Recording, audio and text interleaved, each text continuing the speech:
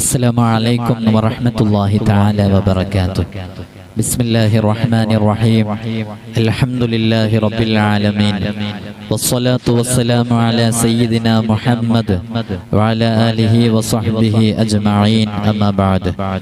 അല്ലാഹു സുബ്ഹാനഹു വ തആല നമ്മുടെ ജീവിതത്തിൽ നാം അനുഭവിച്ചുകൊണ്ടിരിക്കുന്ന പ്രയാസങ്ങൾ, ബുദ്ധിമുട്ടുകൾ, വ്യതകൾ, നീറുന്ന പ്രശ്നങ്ങൾ എല്ലാത്തിൽ നിന്നും നമുക്ക് മോചനവും സലാമത്തും നൽകി അനുഗ്രഹിക്കുമാറാകട്ടെ. ജീവിതത്തിലുടനീളം ജഗന്നിയന്താവാകുന്ന റബ്ബുൽ ഇസ്സത്തിന് തഖ്വയിൽ അധിഷ്ഠിതമായി ജീവിക്കാനും ധാരാളം ഇബാദത്ത് ചെയ്യുവാനും പൂർണ്ണമായും ഹറാമിൽ നിന്ന് പിന്തിരിഞ്ഞ് ജീവിക്കാനും അല്ലാഹു ഇഷ്ടപ്പെടുന്ന യഥാർത്ഥ ആബിദീങ്ങളിൽ, സ്വാലിഹീങ്ങളിൽ ഉൾപ്പെടാനുമുള്ള വലിയ തൗഫീഖ് അല്ലാഹു നമുക്ക് നൽകി അനുഗ്രഹിക്കുമാറാകട്ടെ. ആമീൻ ബിറഹ്മതിക യാ അർഹമർ റഹീമീൻ. നമ്മുടെ ഈ തിരക്കിനിടയിൽ, നാം ചെയ്യുന്ന ജോലികൾക്കിടയിൽ അറിയാതെ നമ്മുടെ ഭാഗത്ത് നിന്ന് നഷ്ടപ്പെട്ടു പോയ വസ്തുക്കൾ പല ആളുകളും നമ്മോട് വിളിച്ചറിയിക്കുന്ന വിഷയത്തിൽപ്പെട്ടതാണ്.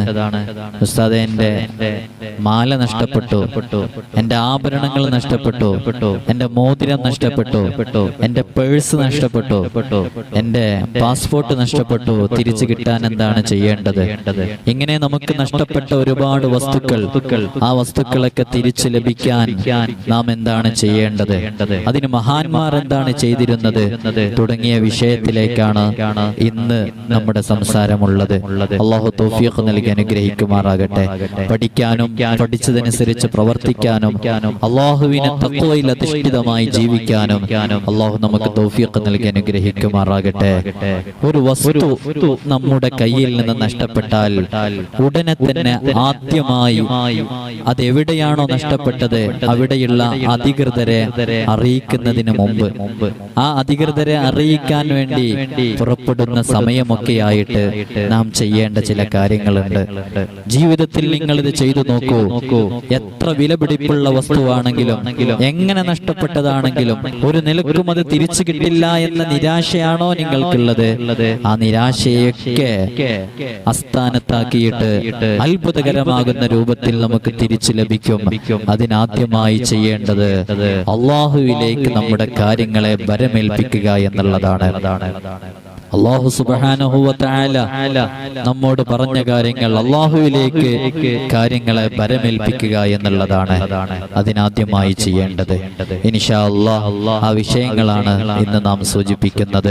നമ്മുടെ ഈ ജീവിതത്തിന്റെ തിരക്കിനിടയിൽ നഷ്ടപ്പെട്ട ഒരുപാട് വസ്തുക്കൾ, മോതിരം നഷ്ടപ്പെട്ടവർ, മാല നഷ്ടപ്പെട്ടവർ, സ്വർണ്ണാഭരണങ്ങൾ നഷ്ടപ്പെട്ടവർ, വാഹനം നഷ്ടപ്പെട്ടവർ, പേഴ്സ് നഷ്ടപ്പെട്ടവർ, പാസ്പോർട്ട് നഷ്ടപ്പെട്ടവർ, അങ്ങനെ ജീവിതത്തിൽ നിങ്ങൾക്ക് എന്തെല്ലാം നഷ്ടപ്പെട്ടിട്ടുണ്ടോ, അതെത്ര വർഷങ്ങൾ പഴക്കമുള്ളതാണെങ്കിലും അല്ലാഹുവിന്റെ ഖളാ അത് തിരിച്ചു കിട്ടാനാണ് എന്നുണ്ടെങ്കിൽ ഇൻഷാ അല്ലാഹ് ഈ പറയുന്ന കാര്യങ്ങൾ ചെയ്യലോടുകൂടെ അത് തിരിച്ചു ലഭിക്കും എന്നുള്ളത് തീർച്ചയാണ്. കാരണം നാം തിരഞ്ഞെടുത്ത വഴി അത് അല്ലാഹുവിലേക്ക് ബരമേൽപ്പിക്കുക എന്നുള്ള വഴിയാണ്.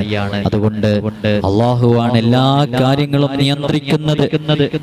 നഷ്ടപ്പെട്ട വസ്തുക്കൾ എവിടെയാണെന്ന് കൃത്യമായി അറിയുന്ന ജഗന്നിയന്താവാകുന്ന റബ്ബുൽ ഇസ്സ നമ്മുടെ ദുആ കാരണം, നമ്മുടെ പ്രാർത്ഥന കാരണം, നമ്മുടെ ദിക്ർ കാരണം അല്ലാഹു അത് തിരിച്ചു ലഭിക്കാനുള്ളതാണെങ്കിൽ തീർച്ചയായും നമ്മുടെ വാതിൽപ്പടിയിൽ അത് എത്തിയിരിക്കും, നമ്മുടെ വീടിന്റെ അകത്തളങ്ങളിൽ അത് എത്തിയിരിക്കും. ആരുടെ കൈവശമാണോ അതുള്ളത്, അതാരാണോ എടുത്തത് അവർക്ക് തിരിച്ചു നൽകാനുള്ള മനസ്സുണ്ടാകുക എന്നുള്ളതാണ് ഏറ്റവും വലിയ പ്രാധാന്യം.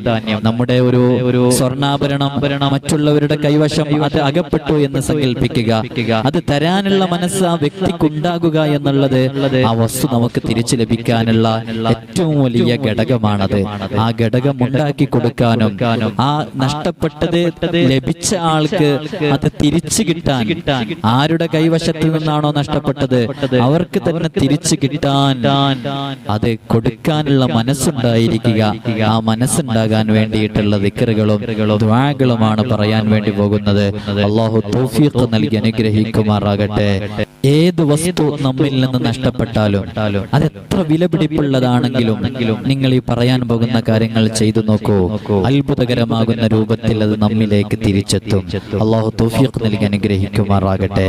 ചൊല്ലേണ്ടത്, ആദ്യമായി ചൊല്ലേണ്ടത് യാ ഹഫീളു യാ അല്ലാഹ് എന്നുള്ള ഇസ്മ, അത് 119 പ്രാവശ്യം ചൊല്ലുക. അതിനുശേഷം സൂറത്തുൽ ളുഹ വല്ലുഹ വല്ലൈലി ഇദാ സജാ മാ വദ്ദഅക റബ്ബുക വമാ ഖലാ എന്ന സൂറത്ത് 11 പ്രാവശ്യം ഓതുക. വസ്സമാഇ വത്താരിഖ് എന്ന സൂറത്ത് 7 പ്രാവശ്യം ഓതുക. അതിനുശേഷം അല്ലാഹുമ്മ റാദ്ദല്ലാല്ലത്തി വഹാദിയല്ലാല്ലത്തി തഹ്ദീ മിനൽ വലാല ഉർദുദ് അലയ്യല്ലാല്ലത്തി ബിഖുദ്റതിക വഫളിക എന്നും ചൊല്ലുക. ഈ പറയുന്ന ദുആ അബ്ദുല്ലാഹി ഇബ്നു ഉമർ റളിയല്ലാഹു അൻഹു തൊട്ട് റിപ്പോർട്ട് ചെയ്ത ദുആ ആണ്. അല്ലാഹുമ്മ റാദ്ദല്ലാല്ല വഹാദിയല്ലാല്ല തഹ്ദീ മിനൽ വലാല ഉർദുദ് അലയ്യല്ലാല്ലത്തി ബിഖുദ്റതിക വഫളിക. ഈ ദുആ ചെയ്യുക. ഈ ദുആ ചെയ്തതിന് ശേഷം യാ ജാമിഉ യാ അല്ലാഹ്, യാ ജാമിഉ യാ അല്ലാഹ് എന്ന് പറഞ്ഞ് നഷ്ടപ്പെട്ട വസ്തു തിരയാൻ വേണ്ടി ശ്രമിക്കുക. ഇൻഷാ അല്ലാഹ് അല്ലാഹുവിന്റെ തൗഫീഖ് കൊണ്ട് ബിഇദ്നില്ലാഹി തആല ആ നഷ്ടപ്പെട്ട വസ്തു നമുക്ക് ലഭിക്കും. അല്ലാഹു സുബ്ഹാനഹു വ തആല തൗഫീഖ് നൽകി അനുഗ്രഹിക്കുമാറാകട്ടെ. അർഹമർ റഹീമായ റബ്ബേ, ഒരുപാട് വസ്തുക്കൾ നഷ്ടപ്പെട്ടവർ, വലിയ വിലപിടിപ്പുള്ള വസ്തുക്കൾ നഷ്ടപ്പെട്ടവർ പലരും ദുആ കൊണ്ട് വസിയത്ത് ചെയ്തവരുടെ കൂട്ടത്തിലുണ്ട്. അർഹമർ റഹീമായ റബ്ബേ, അത് തിരിച്ചു ലഭിക്കാൻ, അത് ആരുടെ കൈവശമാണോ ഉള്ളത് അത് തിരിച്ചു കൊടുക്കാനുള്ള മനസ്സ് നീ നൽകണം അല്ലാഹ്, മനസ്സ് നീ നൽകണം അല്ലാഹ്. പല ഡോക്യുമെന്റ്സും നഷ്ടപ്പെട്ട് ജോലികൾ എത്രയോ ആളുകൾക്ക് നഷ്ടമായിട്ടുണ്ട്. അല്ലാഹുവേ, അതെല്ലാം തിരിച്ചെത്താനുള്ള വഴികൾ നീ എളുപ്പമാക്കി കൊടുക്കണം അല്ലാഹ്. ഞങ്ങളുടെ പ്രയാസങ്ങളെ നീ ദൂരീകരിക്കണം റഹ്മാനെ. ബുദ്ധിമുട്ടുകളിൽ നിന്ന് സലാമത്ത് നൽകണം അല്ലാഹ്. റബ്ബനാ ആതിനാ ഫിദ്ദുനിയാ ഹസന വഫിൽ ആഖിറതി ഹസനത വഖിനാ അദാബന്നാർ. ربنا تقبل منا إنك أنت السميع العليم وتب علينا إنك أنت التواب الرحيم آمين برحمتك يا أرحم الراحمين. എല്ലാവരോടും ഓർമ്മപ്പെടുത്താനുള്ളത്, പലരും എല്ലാ സമയത്തും നിസ്കാരത്തിന്റെ സമയങ്ങളിൽ പോലും ഫോൺ വിളിച്ചും മറ്റുമൊക്കെ കാര്യങ്ങൾ അറിയിക്കാൻ വേണ്ടി ശ്രമിക്കുന്നുണ്ട്. ആ സമയത്തൊക്കെ നമുക്ക് ഫോൺ എടുക്കാൻ വലിയ പ്രയാസമുള്ള സമയങ്ങളാണ്. പള്ളിയിലായിരിക്കും. അതുകൊണ്ട് തന്നെ ഫോൺ വിളിക്കുന്നവർ വൈകുന്നേരം 4 മണിയുടെയും 6 മണിയുടെയും ഇടയിൽ വിളിക്കാൻ വേണ്ടി ശ്രമിക്കുക. ഏത് സമയത്തും നിങ്ങൾക്ക് വിഷയങ്ങളെല്ലാം വാട്സാപ്പ് വഴി എഴുതി അറിയിക്കുന്നതിന് ഒരു തടസ്സവുമില്ല. നമ്മുടെ സമയത്തിനനുസരിച്ച് അത് നോക്കിയിട്ട് അതിന് പരിഹാരം കണ്ടെത്താൻ സാധിക്കും. അല്ലാഹുവേ, നീ തൗഫീഖ് നൽകണം അല്ലാഹ്. അസ്സലാമു അലൈക്കും വറഹ്മത്തുള്ളാഹി തആല വബറകാതുഹു.